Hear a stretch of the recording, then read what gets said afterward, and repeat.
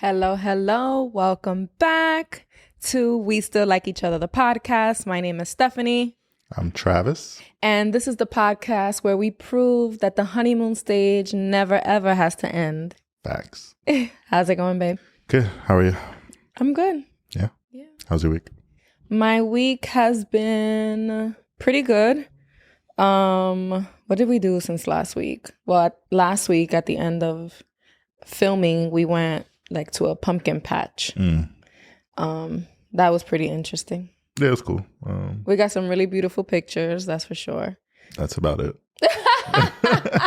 So it's pumpkin patch apple picking season. So everyone's posting pictures. It's so beautiful. But one of my friends messaged me and was like, did you like the farm that you went to? Did you have a good time? I don't 100% know that it's worth it. What do you mean? If it's worth the hype, if it's worth the amount of money you spend when you're there. Okay. Is anything? It's like everything, especially nowadays, it has to be Instagram inspired. It has to make you walk away with dope photos, nice backgrounds. Everything's just a nice background, in my opinion. There's very few things that we do. I'm just like, I had a great time, and it didn't matter that I didn't get a fire pic. Yeah. I think, especially living in the city, it's nice to take Eli to open fields. I like that, the fact that he's able to run and be on grass and just have a little bit of a different experience. However, I feel like the hype of it, and I kind of felt a little scammed. So when we got there was ponies and horses, and of course Travis didn't have cash, which is a problem we have, because I'm like, it's not a problem. It's a problem. 2021. People need to get with the times. I need to be able to Apple Pay. I can Apple Pay the fucking train. Okay, so because people aren't with the times, I have to suffer because my husband can't just simply we have this have $100 in his pocket. We have this ongoing argument. And at one point I was doing a little better, but we've been in quarantine. Steph hates that I never have cash, actual dollar bills. Mm-hmm. And not to make it rain on her, but in the occasion, she's like, oh, let's order some Chinese food.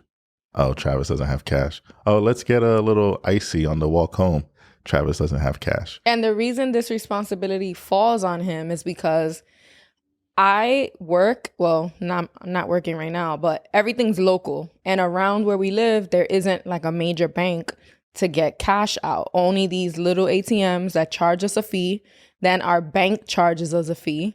So since Travis goes into the city to work, he can go to one of our banks and get money out without worrying about the fee. And when I used to waitress, which was maybe the first 4 years of our relationship, I always had cash. So you can imagine, for someone who's used to having cash for 4 years, it's a learning curve. All right, but now it's been 3 years and you still haven't figured it out. It's a learning curve, babe. Literally, it's payday. Go take out $100. It's not that serious. Listen, I don't know. I don't think it's that big a deal. I do agree that it can be annoying at times, but I'm more so annoyed with the vendors. Yeah, but if you just took money, you can't control the vendor. And we got to remember, a lot of the times when there are vendors who don't accept major credit cards or Zelle or any of that, it's people who are low income. For example, the Coquito guy. You want him to have Zelle and Cash App? He probably is not even a citizen. My Coquito guy has Zelle. Where? Shout out to Tyler. Coquito the icy. Look at you. Oh wait, there's two different Coquitos? You're talking about Coquito the liquor. So there's two different Coquitos? The icy. I'm Jamaican. I'm you have a... But you know what I mean? I'll do better. Yeah. And then we went to... when we went pumpkin picking, we had to pay cash for parking. You didn't have cash. Luckily, the girl there was, I don't know, her brain was elsewhere. She just looked like she was in the clouds. She's like, yeah, just go over there. And we just we didn't pay for parking. Well, good thing, because Travis went to ATM, paid a fee to get cash for us because we went pumpkin picking with no cash. Anyway, and then the first thing the kids want to do is ride the ponies or ride the little horsies. We didn't inquire about how much it cost. And then she says it's $10 per kid. And I'm like, ugh, that's kind of steep. And we were with our son, our nephew, and my little brother. Something like $30 here. Oh, fine. Whatever. And I smiled at her. And then she says, for you, I'll do 25. And that's where Travis is gassed because he doesn't realize that it was probably only a $5 ride. And she was trying to upcharge us to $10. Cause she's like, where y'all from? Y'all from y'all from the city, right? Looking at our like fits. And she goes, yeah, I'm gonna charge them $10. But Travis swears that, he got a discount for having a good smile. You got, baby. I felt good. For you, sexy. Anyway, and I was like, okay, whatever. But then they literally were on the horse for one tiny little loop. Yeah. It was under a minute. You could barely call it a loop. So then I was pissed. But whatever. I didn't want the kids to know that. I didn't want to ruin it for them. I made it a big deal. Like, that was fun, right? Got some nice pictures. Yeah. Yeah. It was just, and then $5 per person for the hayride. Yeah. We didn't even do the corn maze because it would have been $10 per person for the corn maze. It was just it just added up way too quickly. I don't know if it's really worth it. It was the pictures beautiful. Did I enjoy myself outside of that? Not really. I mean, the kids had a good time. They were running around through the pumpkins. So I guess that was nice. I guess it's what's important to you. Mm-hmm. Is it important that the whole family has an enjoyable experience, or is it mainly the focus of the kids? So I'm going to put it out there. Travis has to, make the initiative to plan family activities. So then maybe we can all have a good time. Oh boy. What? What? What are you talking about? That you never plan family activities. We can't go anywhere right now. Oh, so now we're going to blame COVID. Yeah, COVID's been around for a long time, honey. I'm not sure where you've been. Oh, gosh. All right. So moving on. We spent too much time on the pumpkins. How was your week? I like your outfit. It's very Halloween inspired. Shut up. Go ahead. How's my week? Nothing crazy. Trying to think if anything happened. You built a dresser. Thank you for reminding. That's why I keep you around. So yeah, we built a dresser. We're getting prepared for a river. We have to change up our room a bit. So we needed an extra dresser for his things, and things are going to go on top. I think we're going to put the changing setup on top of the dresser, right? Yeah. So yeah, that was fun. Did that by myself. It took him 4 hours, but it was fine. And I didn't complain. Not once. You didn't verbally complain, but I saw it all over your face. My face is the same. I have, what do you call it? Resting Mitch face or whatever it's called. All my Mitches out there. We just be chilling and they think we're miserable. I'm just trying to complete my task. Okay. All right. So let's move along. So last week's episode, we had made a clip about something I said. I had said that, I think two people with different sex drives can have a successful relationship. But in the way that I said it, and even in that moment, what I was thinking was that was the exception. As in, once in a while, two people who don't have the same sex drive get together, and it could work if they put in the work. But what I've realized since then is that that's mostly what happens. That's the norm. Yeah. It's actually the exception when two people with the same sex drive are together.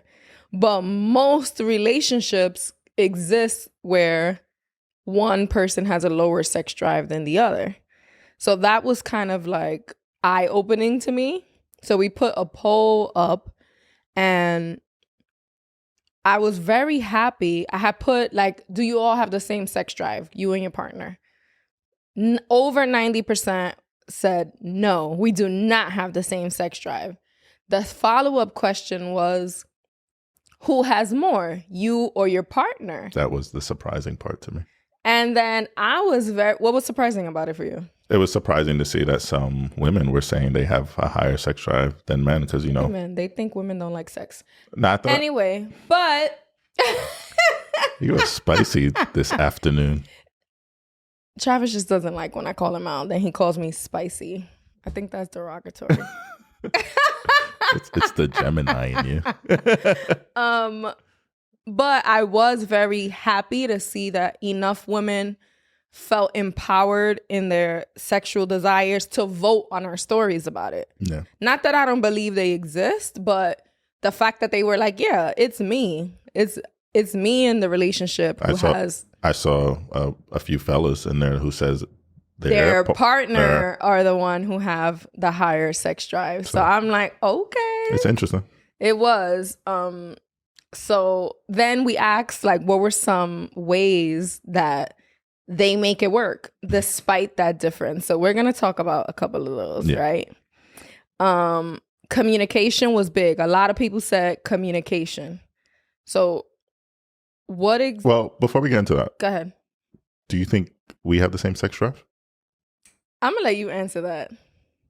Because I feel like I spoke a lot about our sex life, like one of the earlier episodes. So in one of the early episodes, we did discuss our issues with sex and the subject of sex and how there were things I was doing wrong. Mm-hmm. But from that conversation, you don't really get do they have the same sex drive? You get that Travis was approaching sex wrong. Okay. So what do you think then? I think we do. You think we have the same sex drive? I think we have the same sex drive. I think we both want sex the same amount. Mm-hmm. I think what we had to deal with was my approach to sex, which is, foreplay and, we've discussed all this. Or lack of foreplay, you mean? Lack of foreplay. Okay.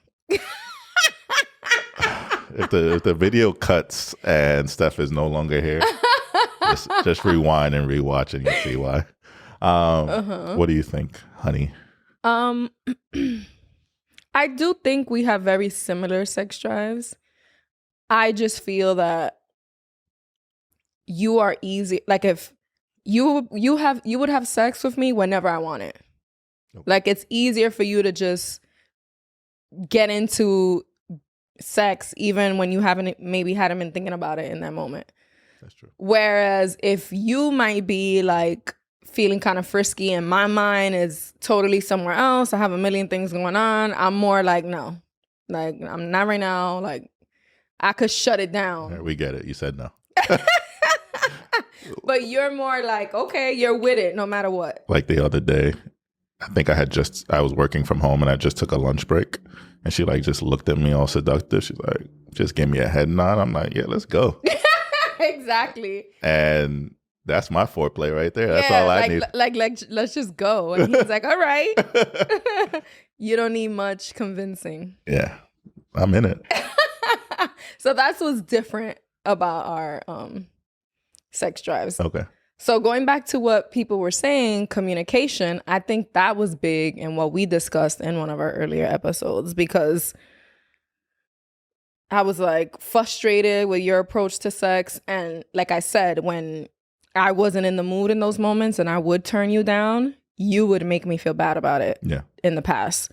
Like you would kind of like suck your teeth or like turn away. Body language. Yeah, your body language was off. Like it made it a big thing.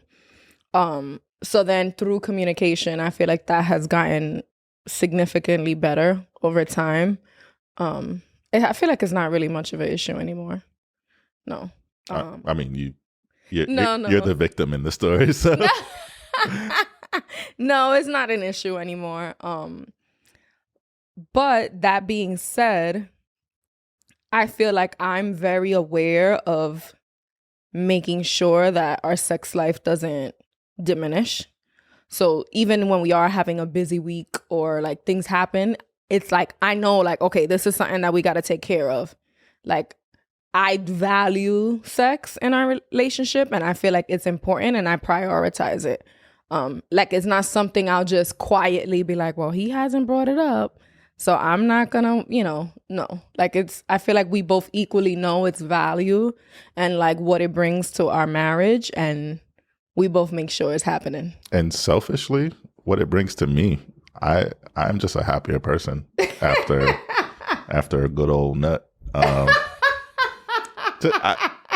I'm sure there's some science, and I haven't done any research, but it just relaxes you. It just kind of like my stress levels go down, and it could. And I don't think it purely has to do with having an orgasm. I just think it's like that connection. You feel like everything with your partner. Like, I don't. A big part of it, I think, for you is feeling wanted.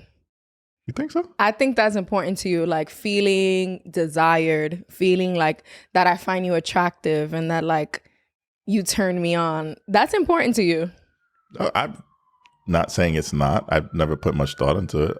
But I will say that I do feel desired and wanted without. I know, because we have a lot of sex. No, but no, I'm trying to say that when we're just chilling and you'll just be like, damn, baby, you look good, or something to that effect. And it doesn't lead to sex. It's just something you say. But it's little things I drop throughout the day. Like, so it's not that it's calculated, but I know you appreciate it, right? Like, I feel like I've said this before, when earlier on, I noticed one of your love languages is words of affirmation. Okay. And now you said, I don't really notice that much anymore. And I feel like it's because I've learned that it was, and it kind of is just part of our relationship and our dynamic, that now you don't even realize it. But it is happening consistently. And I feel like you don't realize it because you don't lack it. Gotcha. But yeah, I do feel like it's important to you that, like, imagine I didn't say those things. Like, damn, you look good, babe, every once in a while, or whatever. You will start to feel it. My only concern with you saying that is that you're it's like a chore. No, not a chore. Just like the same way I expect you to understand my love language and do things for me, I have to respect that maybe it wasn't something that was 100% natural to you, but you love me enough to now do those things. Gotcha. You get what I'm saying? Not that it's a chore, but it's just, I know that that's how you feel loved. And I've learned that. And it's never felt like a chore. It's just more so like, I love this person so much. And if these words help him see how much I love him, then I'm doing it. Okay. Thank you. It was. I noticed early on. And you don't notice it now, but I think it's just so embedded in our relationship. Okay. I forget where we were. We were talking about communication and we got into that. But another how do we handle it? How do we handle this difference was, I hate to say it, but I have to just suck it up. Literally or figuratively? So let me also add this other one because it's kind of similar. When I'm not feeling it, I muster up the energy to give him a handy or a blowjob. I'm not like a big hand job guy, but the way that person said handy just makes me want a hand job. A good old fashioned hand job. I don't know. What do you think about that? Mustering up the energy. Hold on. I got to take off this thing. But was this part of the outfit change thing you do? No, I'm just really hot. I'm like sweating. My hair is like getting bigger and it's like fall, but it's like 75 degrees. I'm just like hot and I'm pregnant. Oh. Let me be. But so I know that earlier on when we were having our issues where you wanted sex a little bit more than I did, or that you would like make me feel like bad about not wanting to have sex, I used to sometimes approach it that way. Like, let me just do this so I avoid him being upset, right? And that kind of sounds unhealthy, and it was. However, I have spoken with friends who like have similar situations, and what we've come to realize is when you have a good partner, right? So like we love each other, where there's no infidelity, there's no lack of disrespect, we're partners, like our relationship is solid, but he kind of likes sex a little bit more than I do. Is that really a huge problem? And are you willing to mess up the relationship because of that difference, right? So then you tell yourself, okay, all he needs is some more sex. I'm going to give him more sex. So it kind of sounds like you're forcing yourself. I was going to say, it reminds me when I said earlier about the chore. Yeah. And I even said this on the episode where we discussed our problems with sex. Nobody wants to be looking at their partner and they're just kind of straight facing it while you're at it. Okay. So this is my tip, my suggestion to people who feel this way. It's not only about sucking it up and just doing it, because I get that the intent is I love this person. And if this is the one thing they need for us to maintain a healthy relationship, I'm going to do it. That's a good, I don't judge that intent. However, with that should be, how do I get myself to be more comfortable with sex? So it's not a chore, you know? Yeah. So it's like, I want to please my partner more. So then how can I improve my own sexual drive, my own sexual needs, right? So it doesn't feel like what you just said. It's not like, oh, you're just doing this because you don't want to lose me, not because you like sex and you're enjoying the sex, right? So initially starting with that intent of like, I got to just do it. I get that. But the bigger goal has to be, how do I enjoy sex more? And someone mentioned body image, and that's big. If you yourself do not feel comfortable in your skin and find yourself beautiful, it's hard to let someone else, make you feel that way, right? But I feel like that's a job for two. Yeah, because also if your partner isn't giving you those words of affirmation, then they're failing you the same way. Although the responsibility is the majority of the responsibility falls on you to feel good. Your partner has to be there right behind your own inner words of affirmation. I don't want to say that someone's responsible or not responsible, but I want to say that sometimes our body image issues are deep and run from childhood, and we can't expect our partner to fix that. But I feel like it could be equal responsibility, right? And a lot of that also has to do with the foreplay.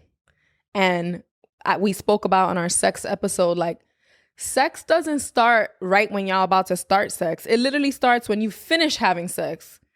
Taking care of your partner emotionally, physically, so that when the sex is coming up, it's like, of course. Yeah, this person just makes me feel so good all the time that this is just like, why not? And that has to do with making me feel good from always, not just right before you're ready.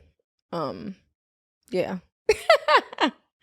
Another submission was understand each other's expectations and meet in the middle. I like that one. That kind of goes back to mustering it up and like getting yourself in the mindset, no? How do you feel like that differentiates? I feel like meeting in the middle could work for someone if someone's sex drive is way too, like, if y'all trying, like one of the partners, one of the people in the relationship is like, I want to have sex 2 times a day. No matter what the other person does, that's a high expectation. So there's like, all right, we need to meet in the middle because I'm just not doing that. And that's okay. You get what I'm saying? Like, no, like, that's too much for me physically, emotionally. I'm never going to get there. So what are we going to do to like meet somewhere in the middle? And I think that that's something that's worth discussing. Okay. I don't know. I don't have much thought on that one. I just feel like it just all feels like a chore when you're starting to say like, all right, I want sex 2 times a day. First of all, who the fuck are you talking to? Second of all, let's meet in the middle. This is contract negotiations. And then all right, we will do 1 a day. And then it's like, all right, it's almost dinner and we haven't had our 1 a day yet. I get that. But I don't think meeting in the middle is so formally, they don't come to that agreement in such a formal way. Like, it's more so like, I'm going to do a little bit better. Like, I'm going to try to increase my drive, but you also have to like figure out and take care of yourself in your own ways because I'm not going to reach that. Yeah, I get that. But I don't know. For me, it takes the magic out of sex. One of the best things to me about sex is it's spontaneous. You just never know when it's gonna happen. We might turn this camera off right now and get it popping. We're not. Who hurt you? No, baby, go ahead. Jesus. So if it's on a schedule, or it's just something is going to happen because it's something you've put on the table as it's a necessity. Mm-hmm. I don't know. It takes the sparkle out of it for me. I just feel like that's living too much in fairy tale land, and like there's certain things in relationships that are just supposed to be. And I feel like it's not fair. I feel like sex is something people have to discuss and come to an agreement on, and that's okay. It doesn't take away the spark. It might be like a little awkward, like especially when so let's say, I always say you need to be open about your sexual needs, even in the moment, right? Like if you're in the middle of intercourse and like he ain't hitting that spot, just tell him, like, be like, move a little this way or move a little that way. And that's uncomfortable for people. And for some people, that kind of turns them off.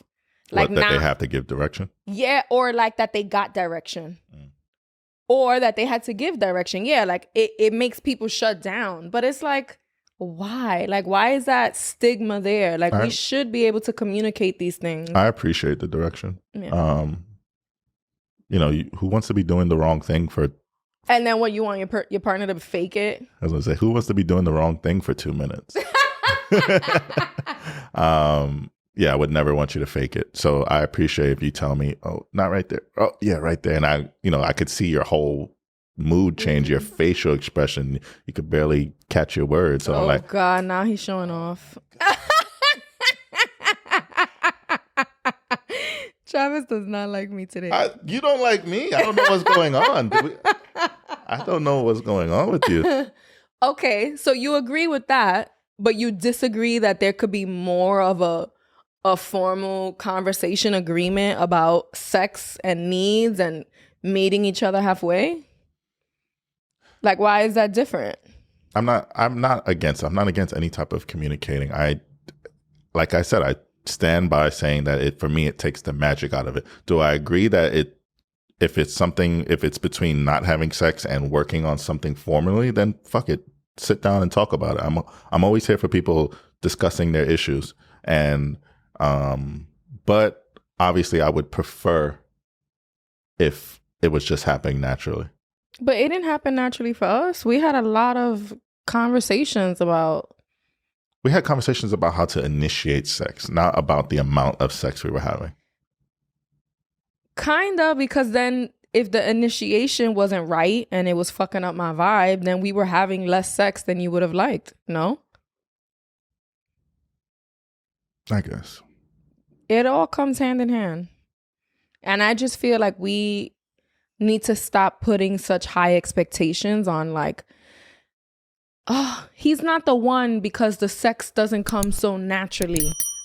Like, you could be with the right person, and you just need to communicate better on your sexual needs, and that's okay. Yeah. Like, I want to take away that idea that there's this fairy tale sexual partner. And sometimes there is, and is attached to an ain't shit ass person. So you pick. What do you prefer? What they say, broke dick is the best dick? Ugh, not for me. I don't care what that dick got going on. About to get unemployed, girl. No. You better not. But yeah, definitely. And that brings me to, someone told us about going to therapy. Yeah. About it. And imagine if we can't even have a conversation between us, taking that next step and going to therapy. I think that's even, some people might be even more afraid. Like, oh my God, now I got to talk to a stranger about how, like, my partner doesn't want to fuck me. Like, that's extremely stigmatized too. But I think it shows a true commitment to, like, wanting to make it work. Yeah. Yeah. Let's move on. Someone said communication in person, not via phone or text. I like that. It there's this. I like it, but I'm not with the stigma of saying something over the phone or saying something via text doesn't have the same impact. Someone can make you fall in love with them over via text, through a letter, or with their voice. Go ahead. Why can't you discuss major problems through text? Hold on. It's a problem. Go ahead. We've had in the past when we've had major arguments, and let's say we walked away from there with no type of resolution. And I've had maybe I go to work, or maybe I just whatever. I don't leave, but I go to work and I have time to sit with it and sit with my thoughts and sit with how I feel about it. Then I'm sitting and I'm writing what I want to say. Something maybe I couldn't get out at that moment. And, I've sent you essay long explanations of how I felt, what I did wrong, what I wish I did, blah, blah, blah, blah. And then you took it and hopefully you read it and, understood where I was coming from. There's nothing wrong with texting someone that. But like you said, we had a whole conversation in person first. So I feel like the texting and the phone calls could be a problem if that's the only way you feel comfortable communicating. I do feel it's a tool we can use when we want to say something that is hard to say initially. Maybe that text could open up the conversation, but it should be completed in person, And a lot of times in text, the emotion is lost and the intent is lost because we don't have facial expressions. We don't have tone. So yes, it's okay to text, and sometimes real solutions are made via text, but having the ability to communicate in person, I do think is valuable. Does that make sense? No, yeah, I agree. I just don't want to, or maybe I took it wrong, but it just sounded like to me like you can't text or talk on the phone about major issues. But I agree that it should be the next step after the text should be a conversation in person. I do agree. Yeah. But sex for some people, even people who've been together and dating, is hard to talk about. It's taboo. Sometimes, especially women are raised in a way that they're not supposed to talk about sex. Like they kind of they'll have sex, obviously, but it's like we're not talking about our desires, our needs, which is why a lot of women are afraid to say, you're hitting the wrong spot, because you're supposed to just be there and being fucked, but you're not supposed to be enjoying the sex and talking about it. So if it is difficult to have that initial conversation, and if you feel like it's been difficult for you, send that text message to open the door, to start the conversation. Do you question the couple that isn't comfortable to have those tough conversations as far as like their longevity? No, because I feel like it's a cultural thing. It's a societal thing. It's kind of like things we have to unlearn about culture and sex and love and like talking about sex. So I don't doubt their longevity. I just hope that they open up, and like, because if that's an issue amongst both of them, it's going to follow them whether they stay together or not. You get what I'm saying? Like, even if they go to different partners, it's still their own thing where they can't talk about sex. So it's something they have to work on, but I don't think that is a defining moment. Gotcha. It could be if one partner is like, I want to start talking about it, and the other one's completely shut down. Over time, I think that could be a irreconcilable difference. But yeah, it's a bigger issue. It's not just an individual issue. It's like a societal issue. Someone said they make it work by masturbating. What is your take on that? So I guess so if you have a partner whose sex drive isn't as high as yours, and the way you balance it out is by masturbating, I think that's healthy. Because obviously the person with the lower sex drive isn't really tripping, or hopefully isn't tripping that you're self-pleasing. Mm-hmm. And if it's enough for you, then I'm here for it. Yeah. Yeah. I don't have any problems with that. I think that's healthy. Yeah. I think it's healthy to an extent if it's not interfering, because if now you're also masturbating because just sex could be an addiction for people.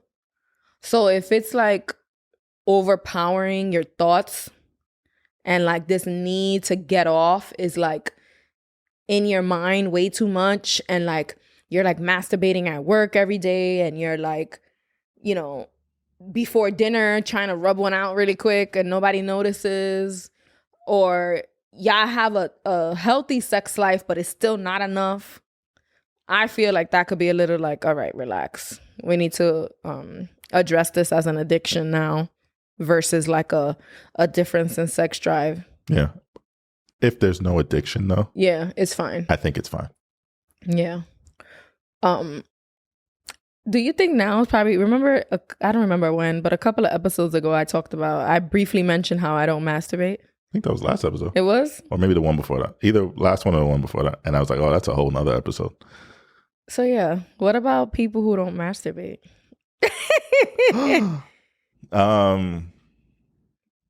That's tough. You gotta. So you enjoy sex, but you don't masturbate. I don't. Oh, we're talking about you. Yeah.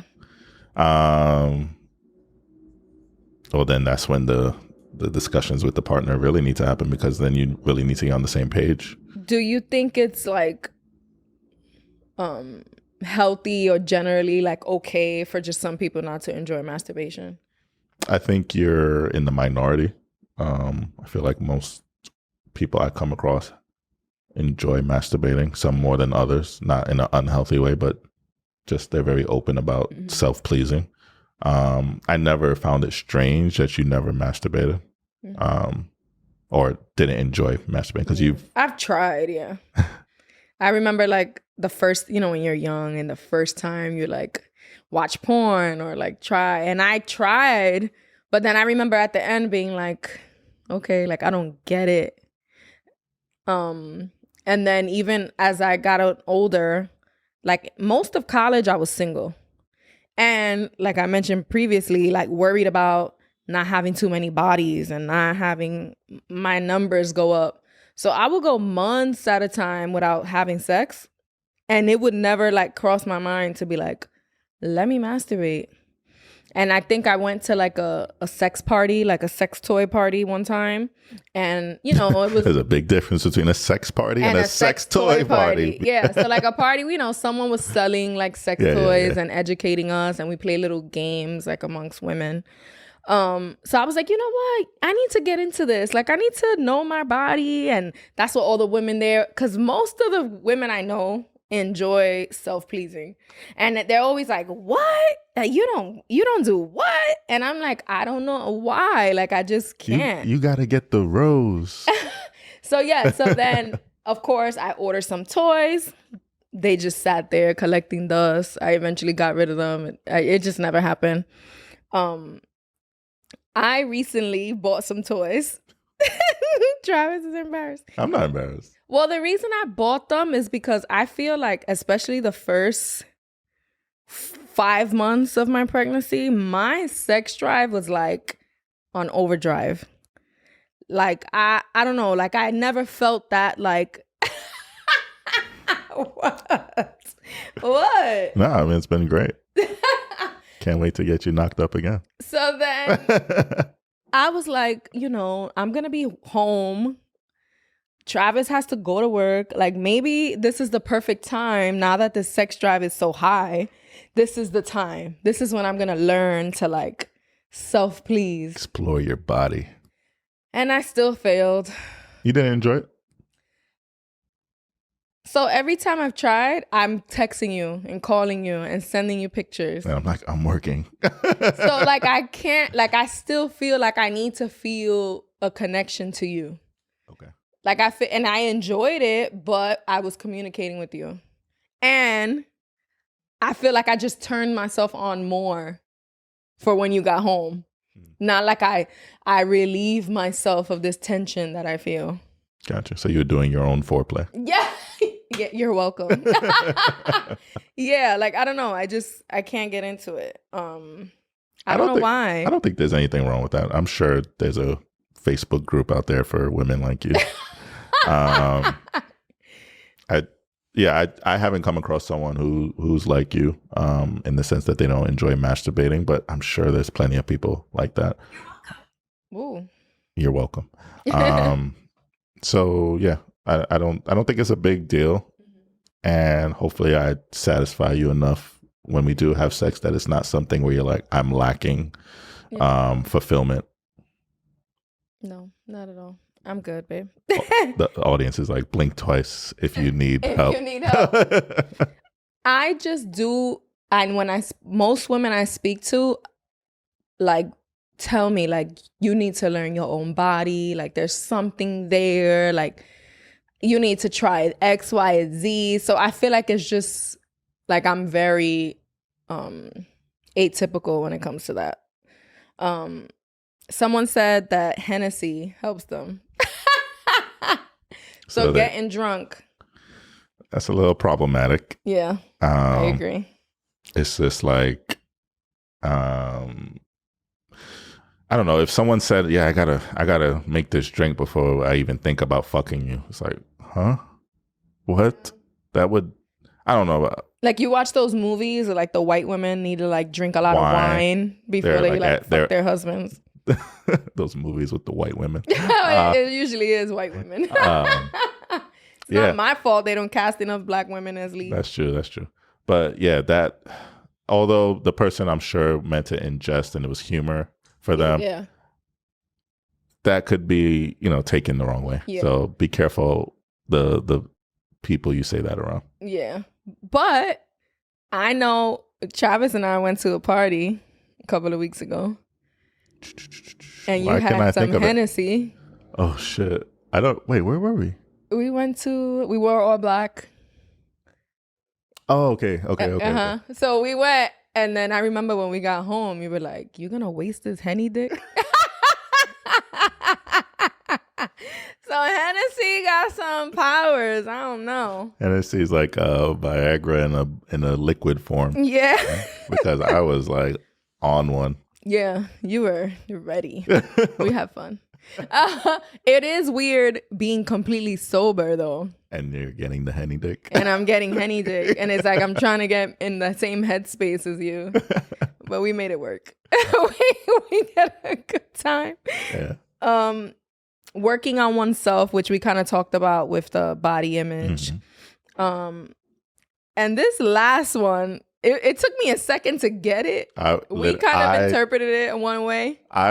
When this last one came through, I was watching something and I had to pause it because I was dying. Like, like when you type laughing my ass off, I was literally laughing my ass off. And I was laughing. I thought it was funny, but I didn't get the connection with how to make it work when one partner has a higher sex drive than the other. So I'm like, this is funny, but how does this help? Yeah. So the submission was by grabbing his balls while I'm writing it. I'm like, okay, I might have to try that, but you do that. How does baby? I'm like, but how does that fix the problem? Fix the problem. I didn't get it. So then, what was our final interpretation of this? So the way we interpret it, and I hope we're right. The person who wrote it does listen in every week. So basically, that it's quality over quantity. So even though you may not have the same sex drive as your partner, when you do put it on them, you putting it down. So like they're thinking about that last moment for however long it takes to get to the next moment. Mm-hmm. And, I do agree that quality is the most important thing because, if you're having a lot of sex, but it's whack. Or sometimes what can happen when you're having a lot of sex often. I think this kind of happened to us once. It started to feel very predictable. Like I knew what positions we were going to do. Flip, pump, I knew how many strokes I would get in each position. It's like, bop it.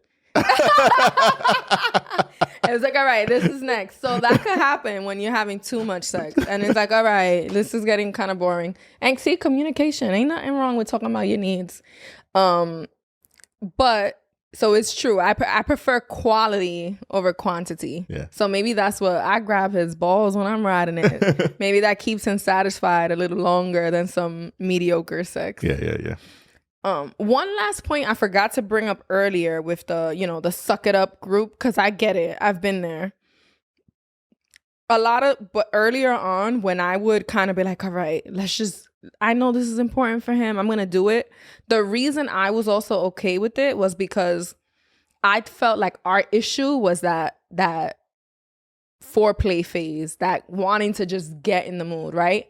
But I never felt like once we were in it, I never regretted it. I always enjoyed it. It was like I felt good after the fact. So I would tell myself like, it's just like, in the pool, you're dipping your toe, it's cold, but you just got to jump in. And then it's like, oh, this is amazing. I'm so happy I'm in here. So I hope that group at least feels that. Yeah. Like that the sex is enjoyable is more so like that mental hurdle or whatever to like just start. Yeah. All right. I think we're all done with this topic. What you think? Yeah. It's what I enjoy when we have a topic that comes across organically, because it was just something we kind of said, and then it just turned into this. Yeah. It was cool. Yeah. This next topic I wanted to bring up last week, but then we had that really long also y'all can relate, so it kind of didn't happen. CNN basically posted this research that showed that 25% of couples say they slept separately, but very few of them talk about it. So it's like 1 in every 4 couples that you know probably doesn't sleep in the same bed. They just don't talk about it. And my initial reaction was, oh, hell no. Same. And obviously we're not in that, that's not us. Mm-hmm. So I can't imagine. But there are things that do come up, certain nuances that make sense. Yeah. My biggest thing is us knowing how important sex is in our relationship and in many relationships. We're also grown-ass fucking adults who have jobs and kids, and most of our sex happens at bedtime. That's just the reality of it. When you have your daytime quickies, and those are like the little desserts, they're once in a blue.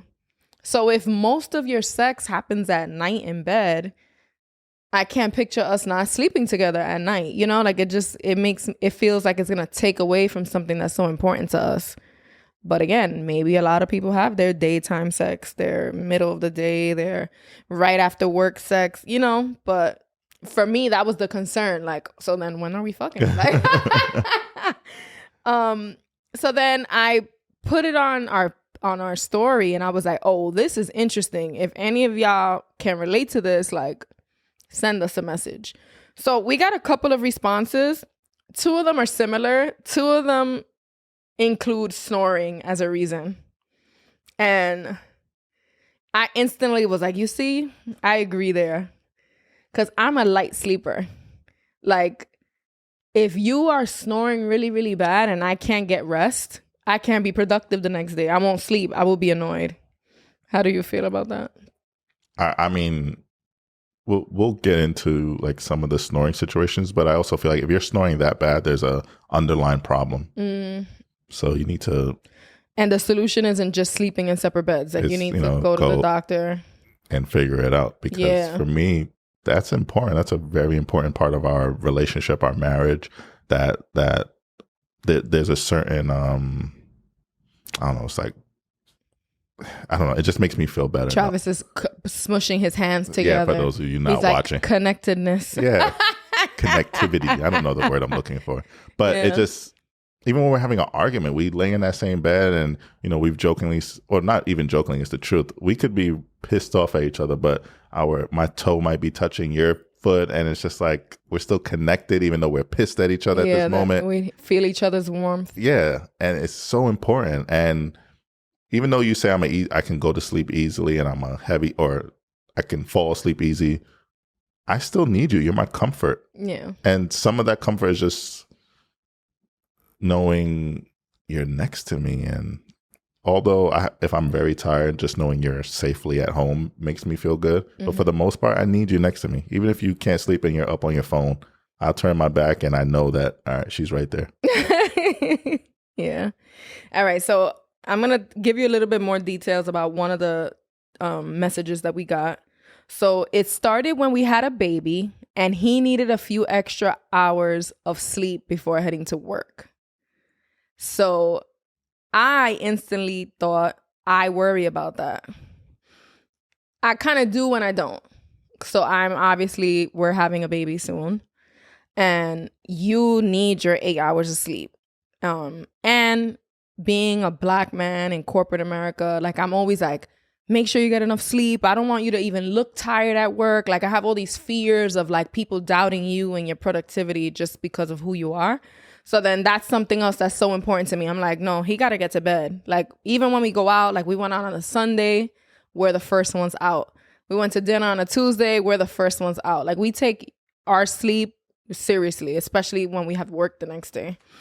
So I was thinking that like, what if we are going to have to sleep separately so that Travis is shaking his head. No? We'll make it work. Honestly, it's not, even when I was sick, luckily our couch is comfy, but it's not something I would want to do long term. I just feel like at that point we turn into roommates, like roommates who occasionally fuck and have babies together and raise families, and like I don't want that for us. But then that thought didn't live long because you sleep well. Like the other day, I had a rough night with the belly. Like I've been lucky. Like I could sleep most nights, no issues. One day, like for some reason, I felt like all my food that I ate during the day, like I felt it coming up if I laid down, and then my stomach felt really tight and no position I found was comfortable. And then when I would lay, I felt nauseous. I was like getting up, going to the bathroom. Guess who's knocked the fuck out right next to me? Don't even notice nothing. Travis. Then I'm like, our bathroom's in our bedroom. So like, I'm not like, when you're about to puke, you're making noises and everything. And then every time I was getting up, I'm like, like I was going through it. Were you reaching out to me with those noises? I wasn't really reaching out, but it would have been nice if your ass woke up. But I knew you had work the next day, so I wasn't stressing it. And then the next morning, this motherfucker, he goes, "Were you okay last night?" And I'm like, no, I was fucking dying. But he goes, I thought I heard you, but I wasn't sure. He goes, my brain heard you, but my body wasn't getting up. Then I wasn't sure if I was dreaming it or not. I wanted to fuck you up. So I have no doubt that you can sleep when the baby's here, is my point. And you've said, especially in the beginning, there's not much I can do in those moments, especially with you breastfeeding. There's, eventually we'll get to the point where we can switch off. But in the beginning, it's heavily dependent on mom. Yeah. Absolutely. Yeah. So I'm not worried about that.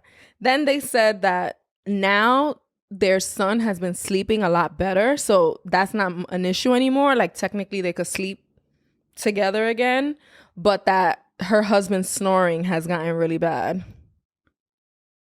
So again, like you said before, like, all right, so figure out the snoring. Sleeping separately is not the solution. One thing they do have that I kind of like, but I kind of don't, I don't know. They have separate bathrooms. Okay. What are your thoughts on that? That's cool. Because, we've even said for if we do get a home, we do, what are those things called? Like a double sink? No, don't they have a name? I don't know what they're called. But 2 sinks, one his and hers. His and hers, whatever. We would want that because we're literally at night just like a little sink and we're head to head brushing our teeth. And none of us want to let each other go first. So we're just trying to squeeze next to each other. Like, give me space because we kind of want to be done at the same time. Sometimes she'll still be on the couch and I know it takes her a few minutes to get up. I'll like get up without saying anything, just go to the back and brush my teeth. And be ready for bed. And she's like, you went in here already? I'm like, yeah, I didn't feel like fighting tonight. And we have 2 bathrooms. Yeah. We do have 2 bathrooms, but we just both use the same one. Yeah, I try to. Our other one is like our guest and for Eli, our son. And I try and stay out of there. I don't know. Yeah. It's not my place. One time I was in Eli's bathroom. He goes, "You use my bathroom?" I'm like, "I pay rent." He's like, "What the hell?" Yeah, I agree. I want to share the same bathroom with you, babe.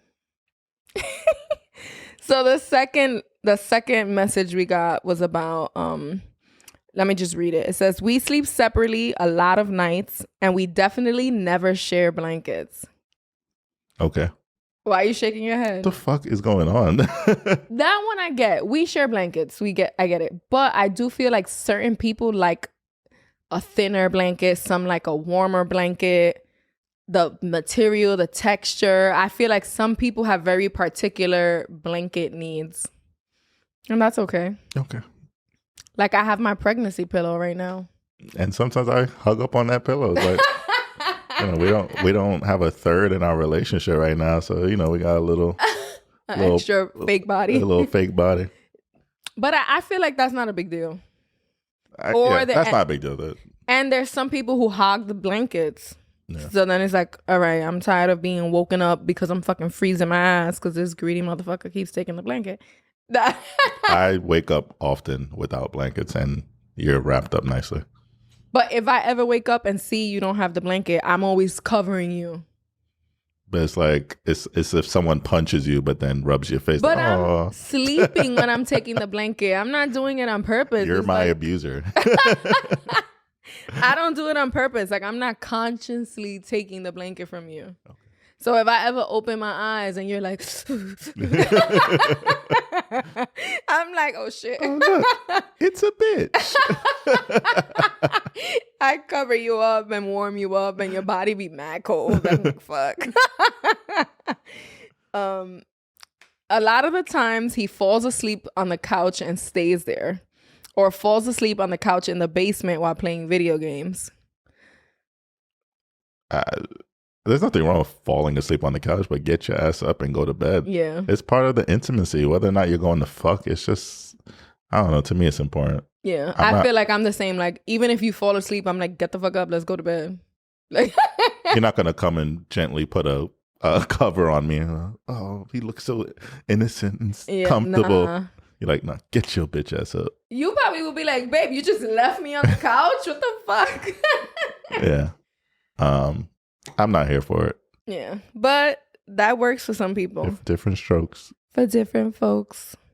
I slept on the couch for a while when we first got married because he snores so much. Another snore. Another snorer. But I finally invested in some really good earplugs. So that means, she tried something. She's like, I'm not going to not sleep with my man forever. And he's finally getting a sleep study. Good for you. That's the type of shit I want to hear. Not, oh, he's a snorer and we're just going to be like this for the rest of our lives. Mm-hmm. No, you go get some fucking help because there's something wrong. Yeah. I guess it's more, it kind of just happens. Then you have to sleep on the couch. So it just happens. I get it, but I just don't want that shit to happen. Like we said, there's certain things that can come up, certain nuances that make those type of situations acceptable. But I do feel that there's a solution for everything. Mm-hmm. So figure out the solution to get your ass back in bed, touching toes with your partner. Mm-hmm.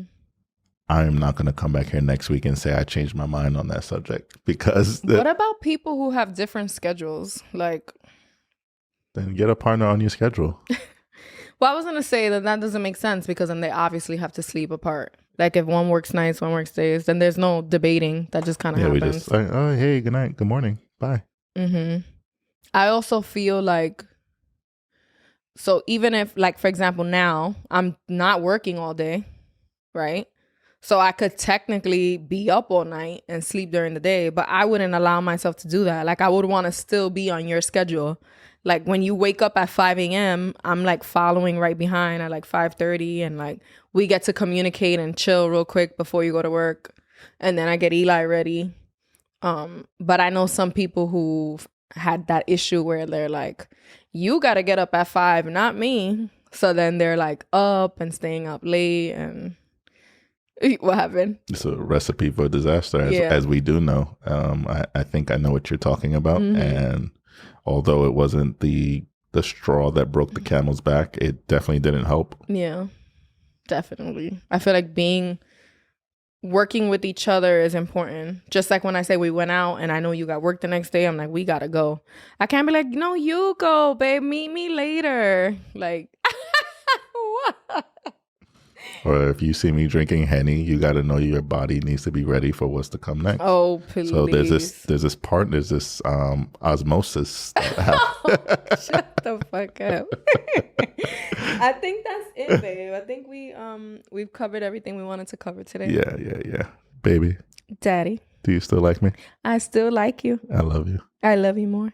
Peace, y'all. Peace.